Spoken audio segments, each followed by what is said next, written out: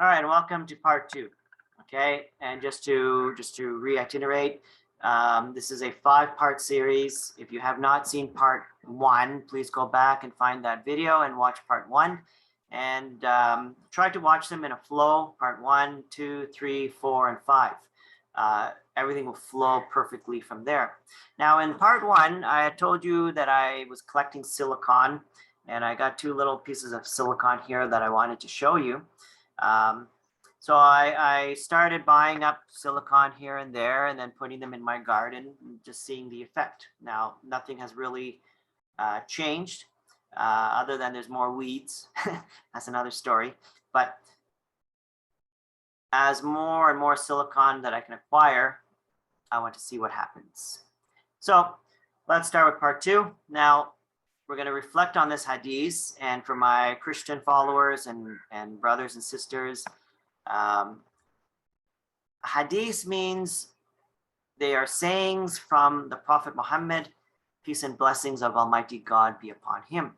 So there will be a conversation that will take place between God and Adam on the day of judgment.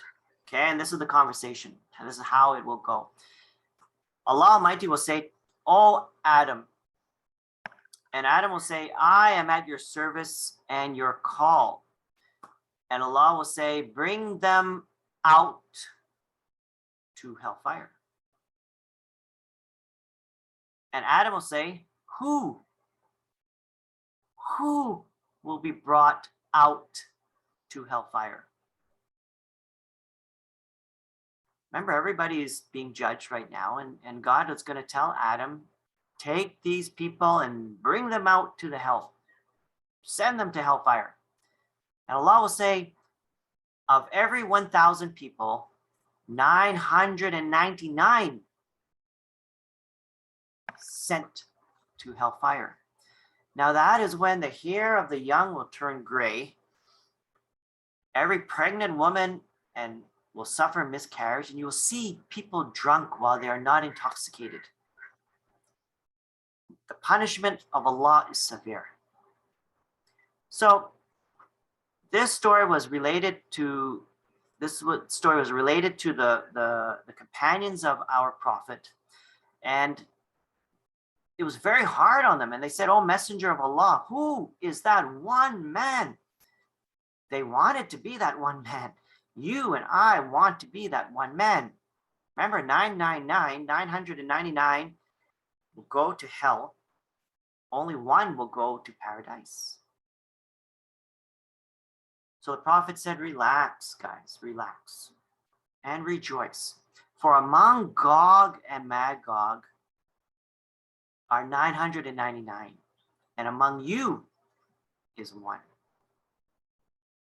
So what is very interesting that we need to take a note from this is that notice how the Prophet separated. He said, from among Gog and Magog are the 999, and from among you is one man. Why didn't he say, okay, from amongst all of you, 999 will be Gog and Magog?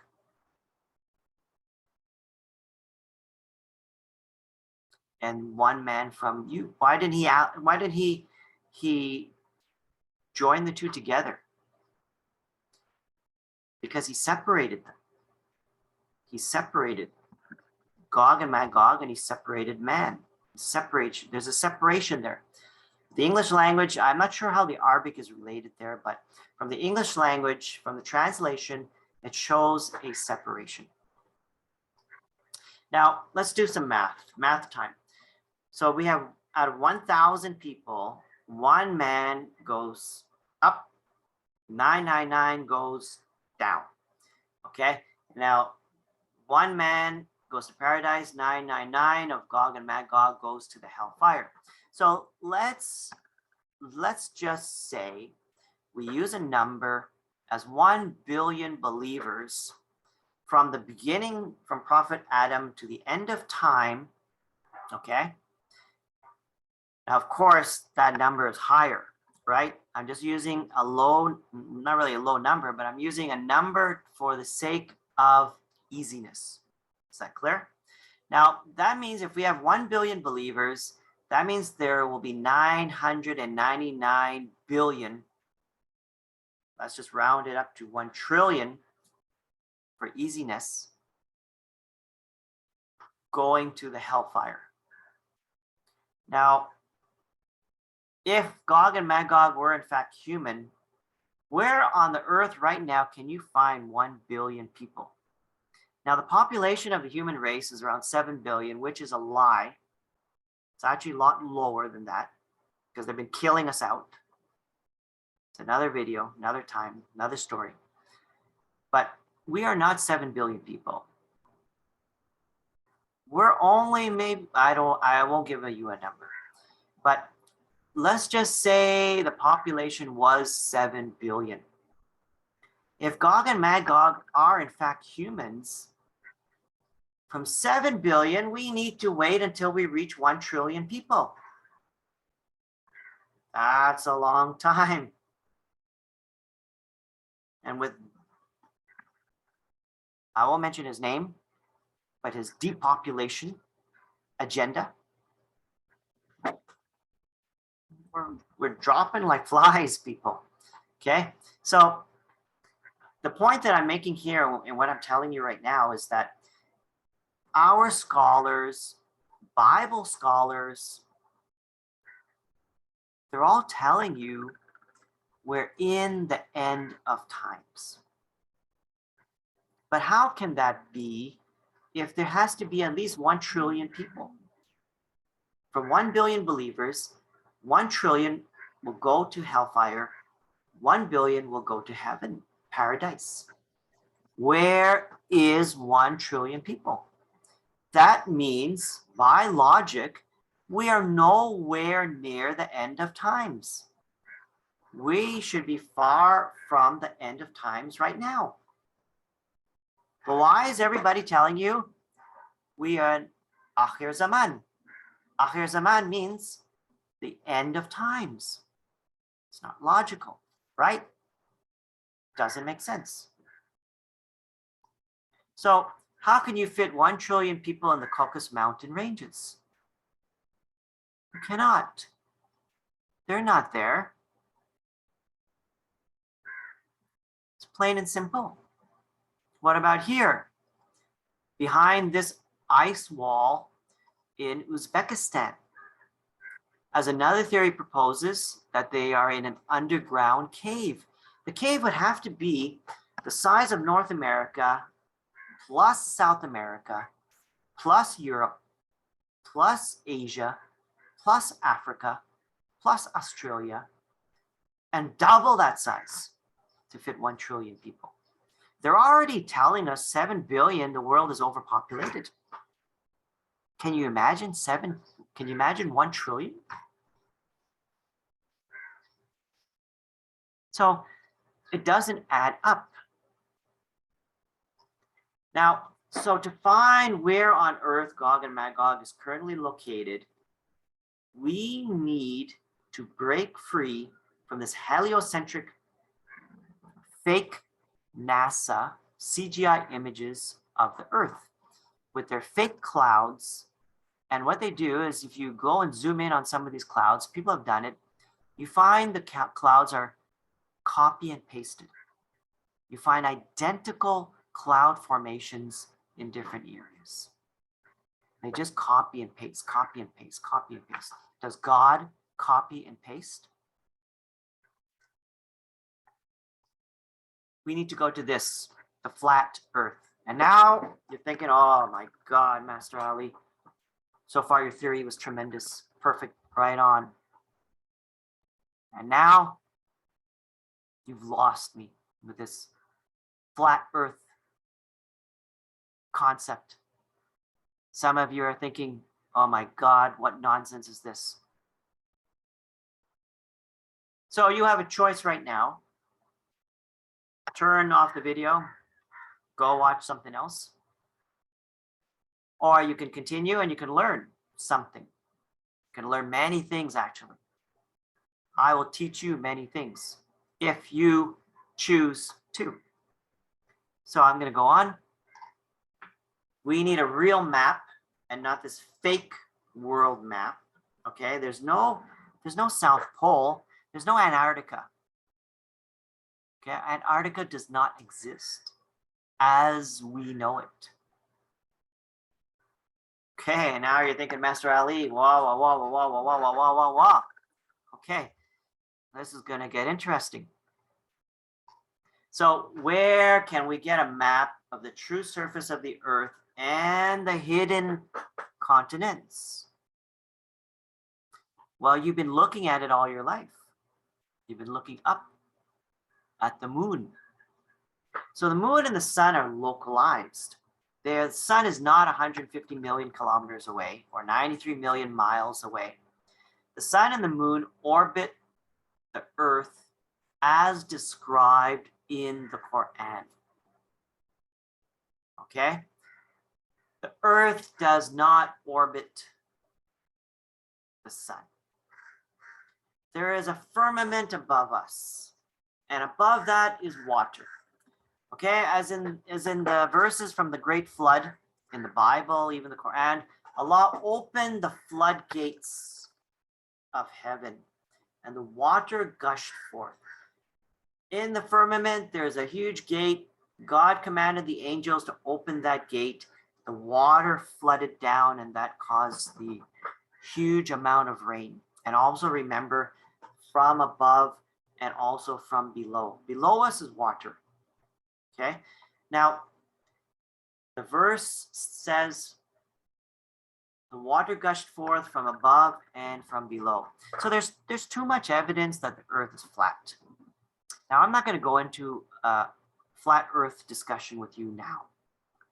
I've provided sufficient links at in the description section in part 5 of this presentation that you can go and do further research.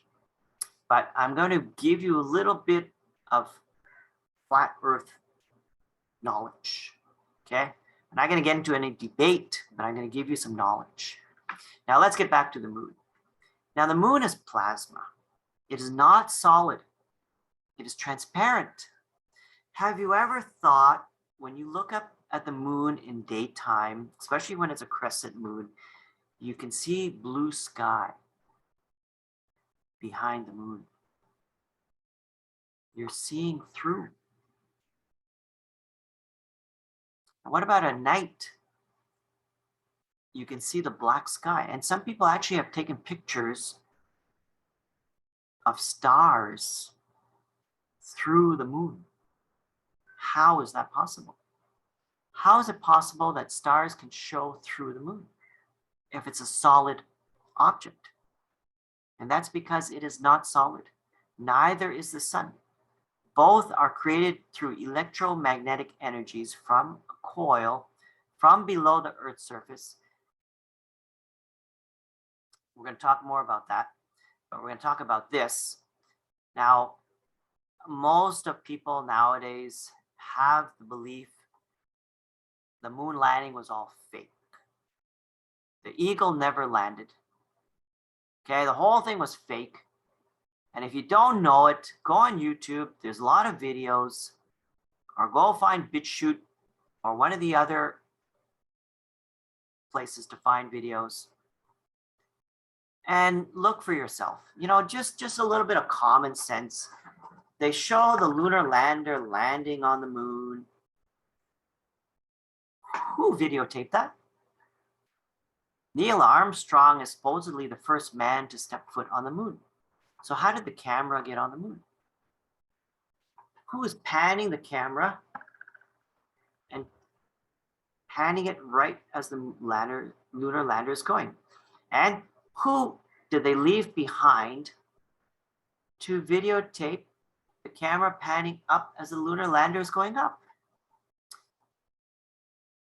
Use some common sense. Start to think. They've taken away your common sense from school.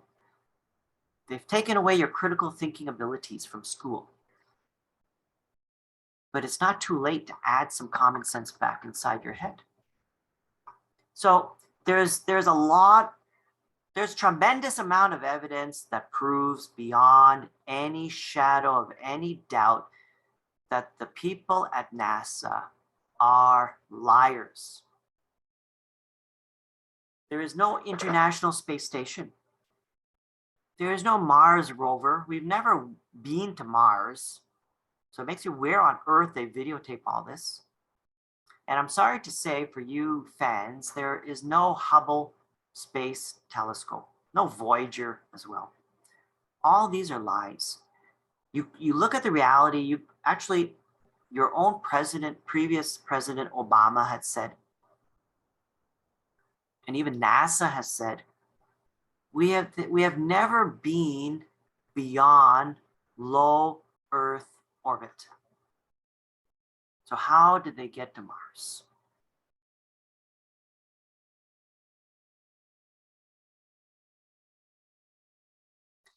Okay, back to our moon. The moon is a mirror image. Now, it's a photo negative of the Earth's surface. Now, actually, this right here shows something very great. And I'm not going to go into detail of everything, but there is actually, the moon is a double negative. This is fantastic. The moon is actually showing you above and below, overlapped. See this white dot here? This other white dot and the lines going down? See these lines?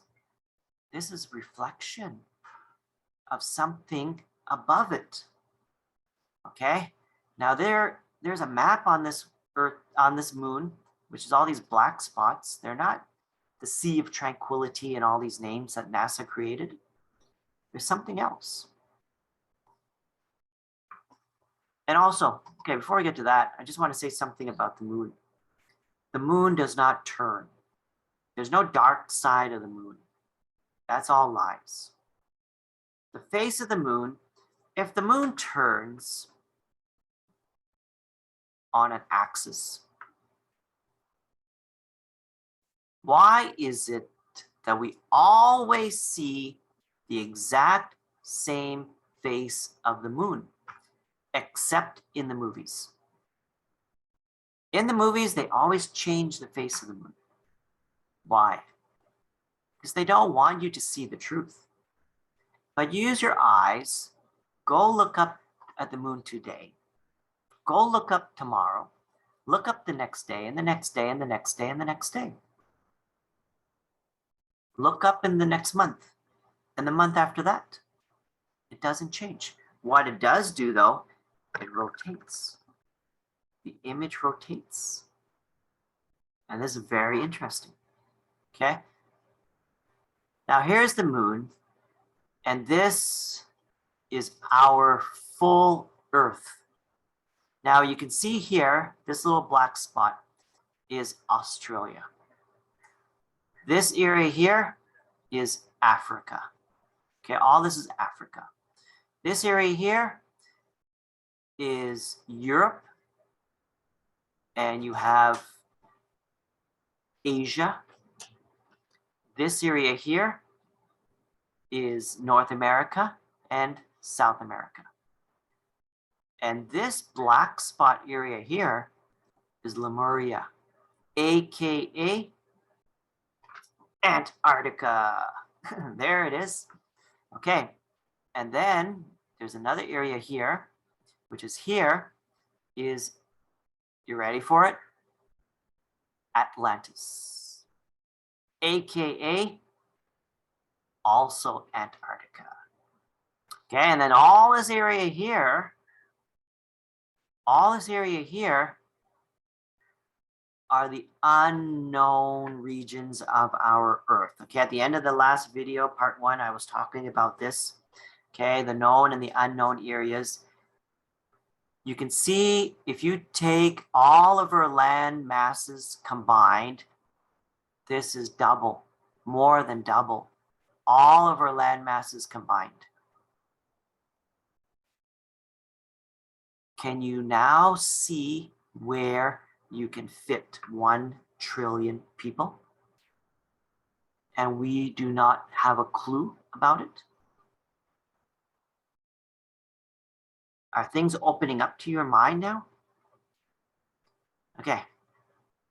If it is, keep watching, because it's going to get better. You're going to love it. Watch. Now, that's very interesting, is the moon as above, so below. The moon as above, so below. Where did you hear that from before? The Kabbalah, they use that always, often, many times. As above, so below. They're telling you. Here's a larger image. Okay, I'm not going to stay too long on this image here, but you can pause the video and you can watch it. But these are the lines of meridians, or sorry, lines of latitude that you see that's depicted on your globes, okay, and maps. You've got the Arctic Circle, then you got Tropic of Cancer, the equator, the Tropic of Capricorn. Okay, and this is where the sun moves around, and as it goes through the different latitudes, it now changes the seasons, 4 seasons, and all that stuff. Okay, we're not going to go in detail on that. That's not our study for today. But we're gonna actually come back a little bit about that coming soon. So you can pause the video, you can look at this image, and I'll discuss a little bit more about this later, but just continue for now. Okay, sorry. I'm going to show you some images here just to play with this for a while. Zooming to Africa, you got the countries here. You got Saudi Arabia, Madagascar, Zimbabwe, South Africa. Zooming to Asia, you got Russia here, China here. Look, you got Japan, Korea over here. You got Taiwan here. You got Malaysia, Singapore, Indonesia, India, Iran, Kazakhstan. Okay, let's move on. Oceania, you got Australia, you got New Zealand here. Zooming to Europe, you got Germany, you got Finland, Poland, United Kingdom, France. Okay, everything is all there. You got Italy here.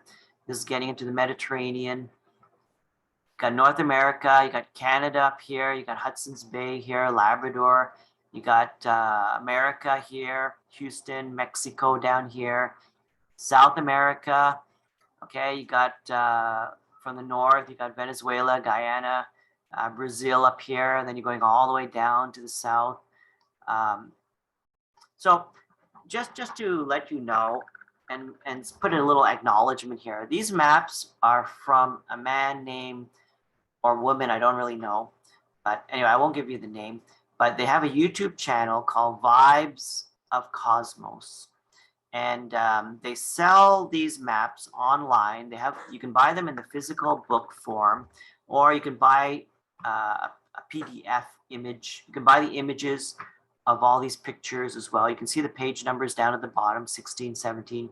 I have bought both. They actually have 3 books, Volume 1, Volume 2, and Volume 3. I bought Volume 1 and Volume 2, and soon enough, they just came out actually a few weeks ago with Volume 3. And there's a lot of information in there, actually. It's amazing how much research this person has done. Very, very knowledgeable, very knowledgeable. Now, I'm going to add in a section here that I call Quran Food for Thought. And all this actually is going to come back to our Gog and Magog story. All right. Now, the sun must not catch up to the moon. This is from Surah 36, which is, Surah means chapter. Chapter 36, verse 40 of the Quran. And so the verse says, the sun must not catch up to the moon, nor does the night outstrip the day, each one traveling in an orbit with its own motion. Now, there is nowhere in the Quran that God has says the earth orbits around the sun. Nowhere. Search. Find it.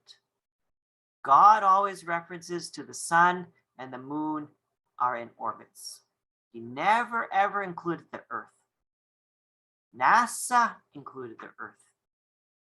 He wants you to believe the sun is fixed, the earth is rotating around the sun, and the moon is rotating around the earth. And And actually, really, in fact, the sun is not fixed. Our solar system is moving in the Milky Way. So the sun has an orbit, moving, and the Milky Way is moving in the universe at 670 billion miles an hour, some ridiculous number like that. So, but what is very important is this part here, that the sun must not catch up to the moon. Now, in chapter 55, which is Surah Rahman, verse 33, God says, "O assembly of jinn and men, if you can penetrate the regions of the heavens and the earth," meaning if you can go up or you can go down, then penetrate them. You cannot, you will not save with a power, without God's permission. Okay, now chapter 55, verse 17, God says he is the Lord of the two east and the two west. Okay, and then Surah 39, verse 5, he says he coils the night upon the day, and he coils the day upon the night. Now, these four verses from the Quran, I'm going to go through each one by one, and I'm gonna relate them to the model of the flat Earth, which now also relates to our story of Gog and Magog. All right, so follow me. I'm going to show you how it all connects together. So in verse 40 of chapter 36, which is Surah Yasin, now the verse I have up here in Arabic, okay, I'm not going to read it, but I'm just going to go through the English here. Now, there's some footnotes here. You got 35, you got 36, and you got 37. And down here is the explanation of the verse. And in Arabic, we call it the tafsir. Now, the tafsir are written by very knowledgeable and scholars in the religion, and they give deeper interpretation. So the first number 35, so neither does it lie in the sun's power to overtake the moon. So in the number 1 of the tafsir, it says the sun does not have the power that it should draw the moon into itself, or enter into the moon's orbit, or collide with it. Okay, now I'm going to skip the rest of it here. I'm going to come back. I want to show you this image here. This is what we've been programmed to believe. Okay, sorry, I keep looking up here because I see myself in the camera on my screen. So I keep looking at myself, but you're actually here. So if you see me keeping looking up there, forgive me, all right? So we have been programmed to believe that the sun is 93 million miles away, or 150 million kilometers away from the earth. And we've also been programmed to believe this image of the sun, the little moon, and the earth, the little moon, and the huge sun. You can fit how many earths into the sun, right? This is our programming, okay? But this is all false. This is all lies. Now, I'm going to get to that, but I want to get back to that verse that the sun cannot collide with the moon. And the moon, we can say, is already also about 93 million miles from the sun. Now, God, whether you're Muslim or Christian or a Jew or anyone, I'm sure you don't disagree with me, as being the creator of the heavens and the earth and everything in between, he knows everything. And what bothers me, what bothered me for a long time, isn't it obvious that the sun being, almost 100 million miles away, how can they collide? It is blatantly obvious. So why does God need to mention this in the Quran? Why does he need to remind us that the sun cannot collide with the moon when they're so far apart? It's not logical. And the reason why it's not logical is because the sun and the moon are localized The sun and the moon are the same diameter. The moon is 51 kilometers in diameter, and the sun is 51 kilometers in diameter. And they are both near to the Earth. Now, the VOC, the Vibes of Cosmos people, have put together a series of documentary videos. This is episode 8, The Emotions of the Sun and the Moon. And you can see the sun here on a oscillation pattern. And you can see the moon, it goes from the outer rim to the inner rim. And the sun also goes from the inner rim to the outer rim. This is the pattern they're moving. These circles that you see, you can equate these as your lines of latitude. Okay? You know, your Tropic of Cancer, equator, Tropic of Capricorn, all that stuff. So the sun and the moon are both moving on this path. Now, can you see where it's possible where the sun, as it's going through this path, can hit the moon? Or the moon, as it's going on its path, can hit the sun? You know, when you were small, you know, at least for the guys, that is, you know, we had Hot Wheels sets. You got the orange track, and we've all done it. You put one car on one side, you put one car on the other side, and you just, boom, you fling them at each other, and you just watch them go crash. Okay? Smash Up Derby. Okay, those from the 70s will know what Smash Up Derby is. So it's logical that if the sun and the moon are localized and they're using the same tracks, there's a possibility that they will crash into each other. Okay, you can see they can crash into each other. So now do you understand why God says that the sun cannot collide with the moon? Does it make sense to you now? Can you see why if you study other things than the nonsense that they teach you from NASA, you can start to understand your Quran better.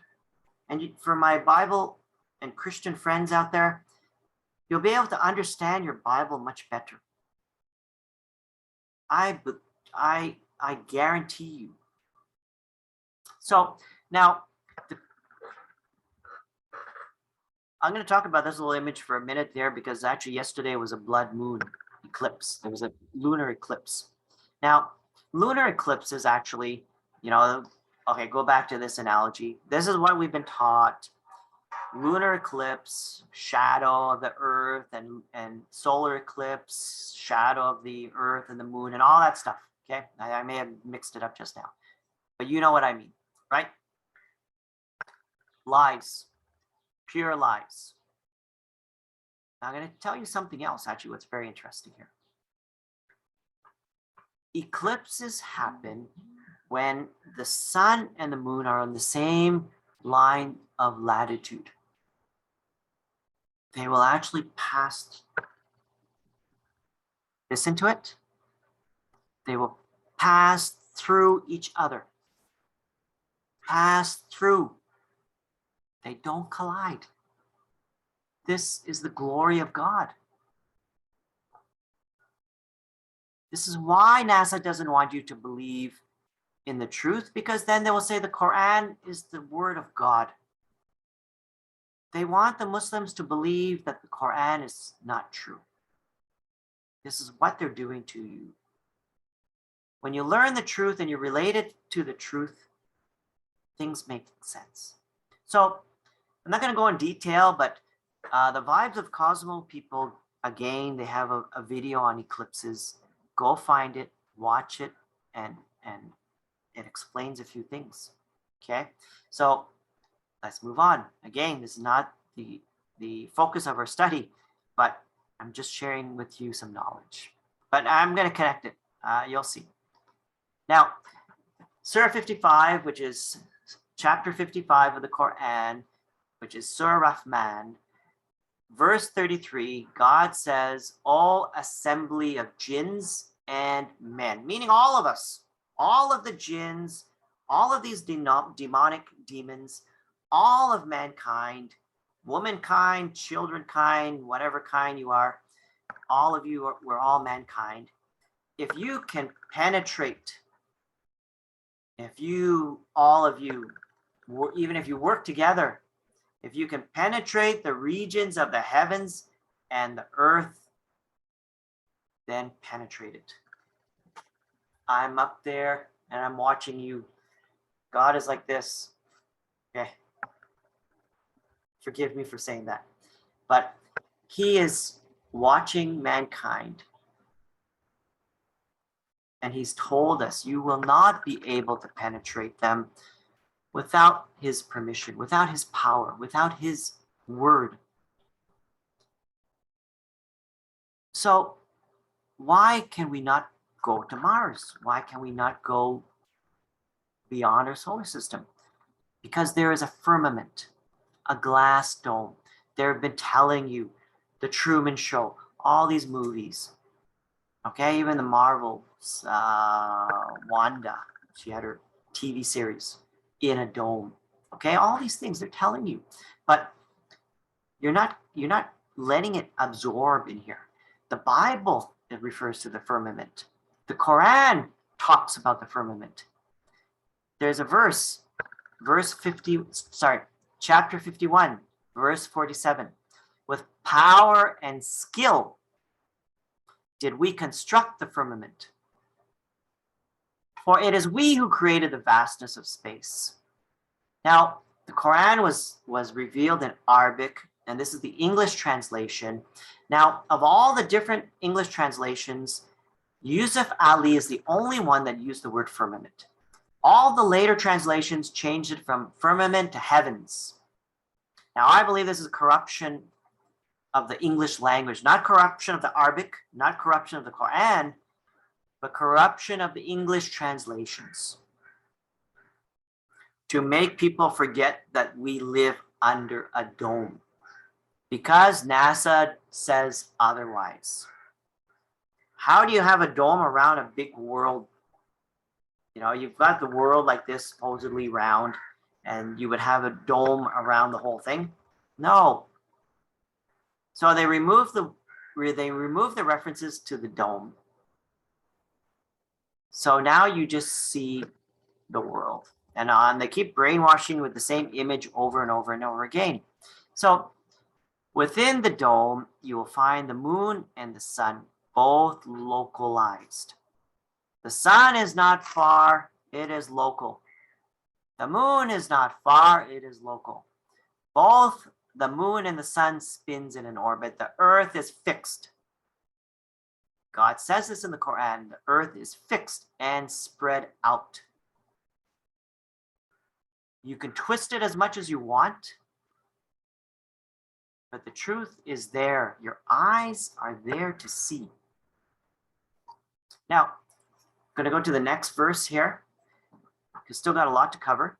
Now, chapter 39, verse 5, he coils the night upon the day, and he coils the day upon the night. Now, why did God use the word coil? Okay, it's very interesting. Now, many of the Muslim scholars, they keep repeating the same thing that they, what's the word? Sorry, my brain had a brain freeze right there. But they equate the word coil with that of a turban, how you wrap the turban around. But actually, this is not true. It has nothing to do with a turban. Below the Earth's surface, there's actually a hole in the center of the Earth. And there's an opening from the bottom coming up. And below the surface, there's a coiling effect that's actually taking place with a black sun. Now, again, this is actually based on the theory from the people at Vibes of Cosmos. Whether this is true or not, we don't know. But actually, when you listen to the theory, it makes sense. And there's an electromagnetic coil, which is coming into your North Pole, and the magnet your compasses and all that. So the ray is coming up, the electromagnetic forces are coming up, bouncing on the firmament, and therefore causing the illumination of the sun and the illumination of the moon. So both are reflections. They're not solid objects. Okay, so the word coil is actually very interesting, of this coiling effect below the earth. Okay, and when this coil of this black sun moves, it causes the day and the night to change. Now, they did a great job in the video. You can go and find it and watch it. Now, something else actually very interesting is supposedly under the ice in Antarctica is a big hole. Now, they claim this hole is going to the hollow earth. Okay, but we'll talk about that later. But anyway, this hole is what I was saying about here, which is coming up. So can you see a connection with this hole? Now, there's one verse I didn't cover yet, in case you forgot. Just go back here. Oh, sorry, I just remembered something else here. I'm glad I went back. So he is the Lord of the two east and the Lord of the two west. Okay, I'll come back to that, but first I want to show you something here.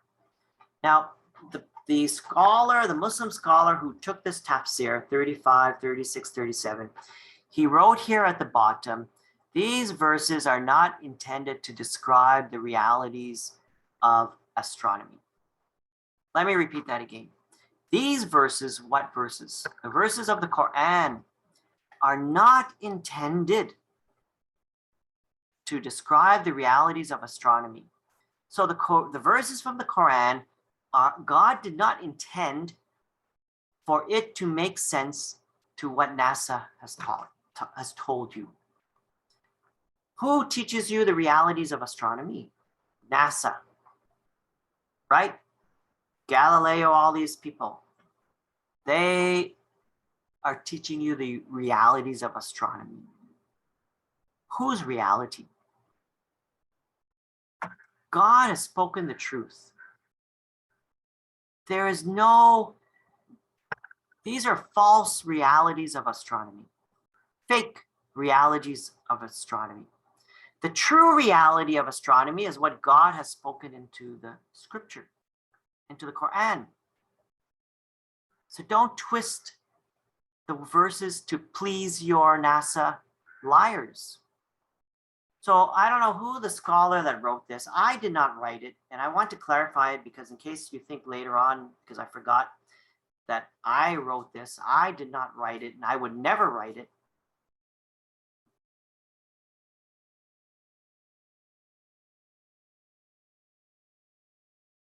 God has spoken the truth. So don't believe in the liars of mankind. Okay, it's very clear. And I pray that one day the scholar who wrote this, that God will open his mind and show him the true reality of this world. Okay, so now I want to go back here. Now, the verse says that God is the Lord of the two east and the two west. So to have two east and two west, okay, I'm not gonna cover it now because actually we'll come back to that verse just now.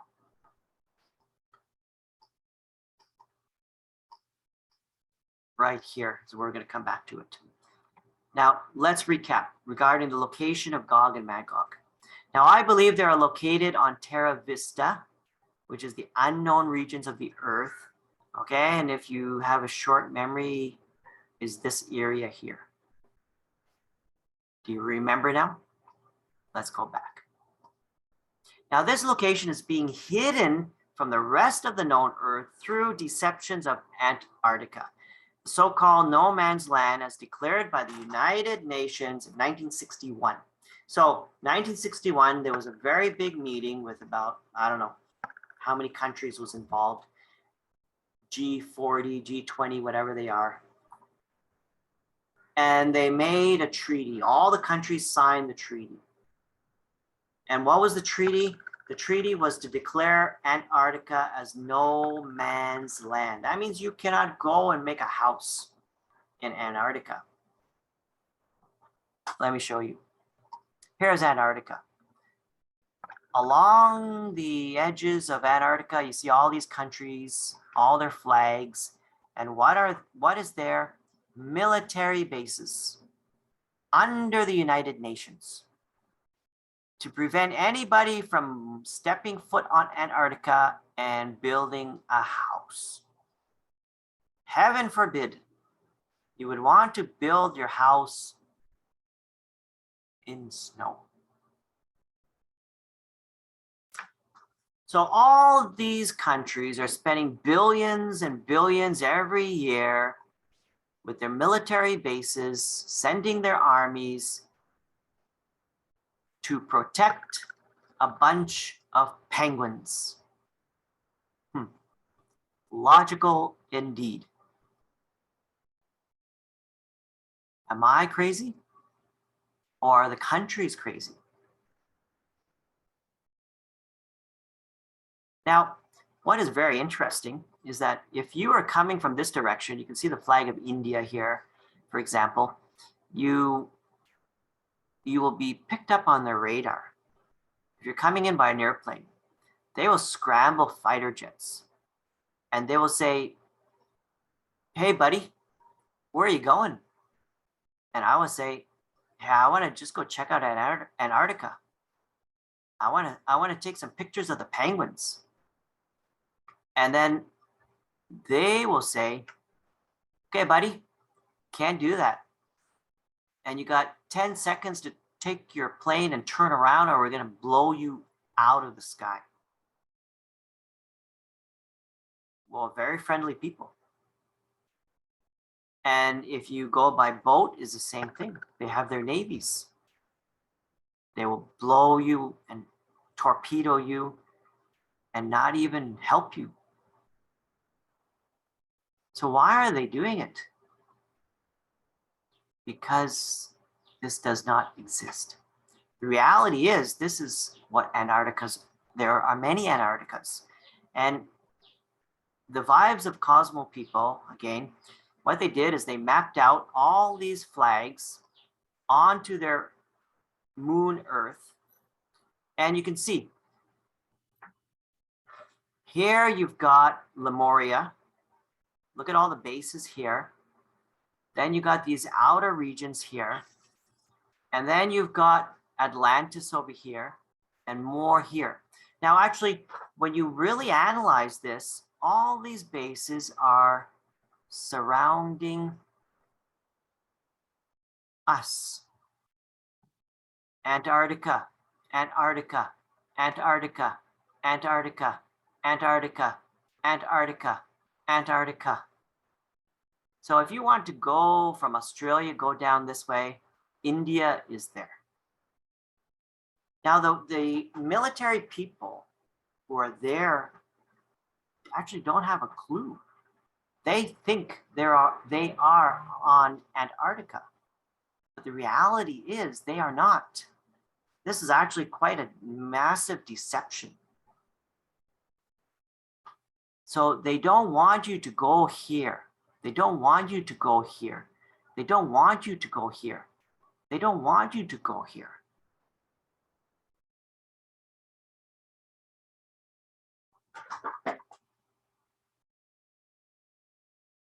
So we've reached the end of part 2. All right, it's been a long video, okay, and I hope it's been educational. And remember, what is very, very important is that when you start to realize that the Earth is flat, the heliocentric people, the globe people will try to attack you and say you're a fool, you're a lunatic, a lunatic. Bad joke. Now, so you got to spend the time to educate yourself on the whole understanding of the flat earth concepts. Now, you're learning that the earth is flat, and I'm telling you the sun and the moon is localized. But what is happening with people is that the heliocentric trolls will say, hey, you flat earthers, you know, your earth is flat, the sun is 93 million miles away. If the sun rays, when they reach the earth, it would put the whole earth in daylight. Your model doesn't work. People are crazy. Go back to the round earth model. Go back to the globe. Go back to NASA. This is what they're doing to people. And that's because people don't have the full knowledge. So what I advise you to do before you start sharing knowledge, especially with flat earth, learn everything. Then you can educate others. So when you meet these people and they try to smash you, you don't tolerate it. The horizon is flat.